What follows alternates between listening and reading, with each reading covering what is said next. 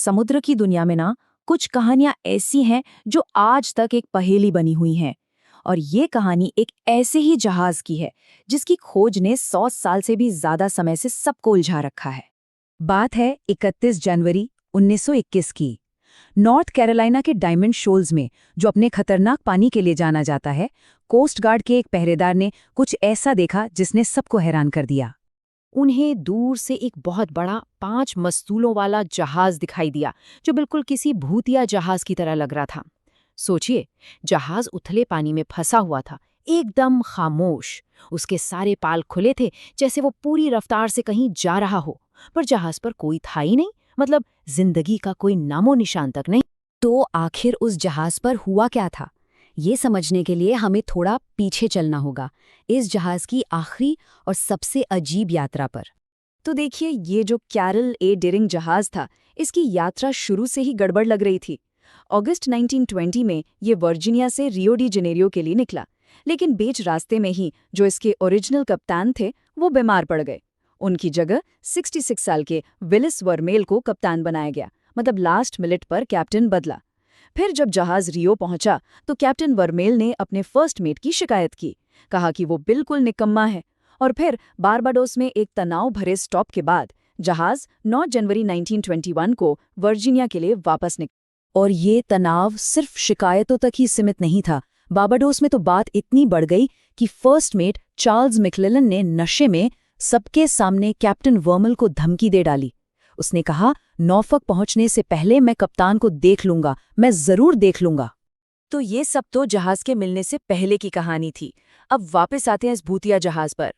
खराब मौसम की वजह से लगभग 5 दिनों तक कोई उस पर चढ़ नहीं पाया, और जब आखिरकार बचाव दल जहाज पर पहुंचा तो वहां जो कुछ दिखा उसने इस रहस्य को और भी ज्यादा उलझा दिया। अंदर का नजारा बड़ा ही अजीब था। एक तरफ तो जहाज की रसोई में पूरा खाना बना हुआ रखा था, बिल्कुल ताज़ा, जैसे अभी अभी कोई खाने बैठने वाला हो। लेकिन दूसरी तरफ जहाज का स्टीयरिंग व्हील और गियर बुरी तरह से टूटे हुए थे। मस्तूलों पर खतरे का सिग्नल देने वाली लाल बत्तियां जल रही थीं। कैप्टन का केबिन पूरा तहस नहस था और डेक पर एक भारी भरकम हथौड़ा पड़ा हुआ था। ये सब क्या इशारा कर रहा था? लेकिन जो चीजें वहां मिली, उनसे ज्यादा हैरान करने वाली वो चीजें थीं जो वहां नहीं थीं। जहाज की दोनों लाइफ बोट्स गायब थीं। जहाज की लॉगबुक, जिसमें पूरी यात्रा का ब्यौरा होता है, वो भी नहीं थी। नेविगेशन के सारे उपकरण, क्रू का सारा निजी सामान, यहां तक कि जहाज के 2 भारी भरकम लंगर भी गायब थे। ऐसा लग रहा था मानो किसी ने जानबूझकर हर सुराग को मिटा दिया हो। तो जहाज पर ना तो कोई इंसान था, ना ही कोई सुराग। सिर्फ एक चीज थी जो इस पूरे वीराने में जिंदा मिली, और वो थी 3 बिल्लियां। जी हाँ, लगभग भूखी प्यासी 3 बिल्लियां। तो अब हमारे पास क्या है? एक खाली जहाज, कुछ अजीब से सुराग, पूरा का पूरा क्रू गायब और 3 बिल्लियां। अब जांचकर्ताओं और आम लोगों के बीच थ्योरीज का दौर शुरू हुआ कि आखिर हो क्या सकता है। इस कहानी में एक और अजीब मोड़ तब आया जब पता चला कि जहाज के डूबने से कुछ दिन पहले उसे दूसरे जहाज़ों ने देखा था, और उनकी रिपोर्ट्स के मुताबिक उस समय जहाज पर एक लाल बालों वाला क्रू मेंबर कैप्टन की तरह बर्ताव कर रहा था। इतना ही नहीं, एक और जहाज था जो डीरिंग के पास आया, लेकिन उसने अपना नाम छुपाया और वहां से भाग गया। मतलब कुछ तो बहुत गड़बड़ थी। तो क्या ये समुद्री लुटेरों का काम हो सकता था? ये थियरी उस वक्त काफी मजबूत हो गई जब किनारे पर एक ऐसी चीज बहकर आई जिसने सनसनी फैला दी।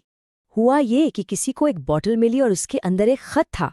उस खत में लिखा था कि समुद्री डाकुओं ने जहाज पर कब्जा कर लिया है। लेकिन कुछ ही समय बाद ये पूरा मामला झूठा निकला।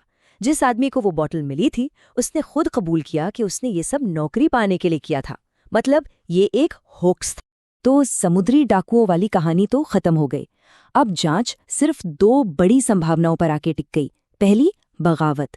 हमें पता है कि क्रू और कैप्टन के बीच झगड़ा चल रहा था। कैप्टन को खुली धमकी भी दी गई थी। या फिर दूसरी संभावना थी खराब मौसम। उस इलाके में उस वक्त बहुत भयंकर तूफान आ रहे थे। हो सकता है तूफान में जहाज के लंगर टूट गए हों और क्रू ने घबराकर जहाज छोड़ दिया हो। शायद वो पास के किसी दूसरे जहाज SS हिविट पर चले गए हों। जो मजे की बात यह है कि वो जहाज भी बिना कोई सुराग छोड़े हमेशा के लिए गायब हो गए।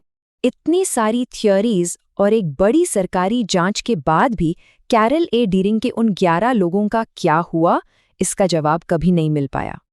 और फिर 4 मार्च 1921 को इस कहानी के सबसे बड़े गवाह यानी उस जहाज के मलबे को दूसरे जहाज़ों के लिए खतरा मानकर डायनामाइट से उड़ा दिया गया। उसके टुकड़े समंदर में बिखर गए और इस राज पर पर्दा डालने में मदद की। तो 1 सदी से भी ज्यादा का वक्त गुजर चुका है। न कोई क्रू मिला, न जहाज की लॉगबुक, और अब तो जहाज का मलबा भी नहीं है। तो सवाल आज भी वही है, कैरल ए डियरिंग के साथ असल में हुआ क्या था? ये एक ऐसा राज है जो शायद हमेशा के लिए समंदर की गहराइयों में दफन हो चुका है।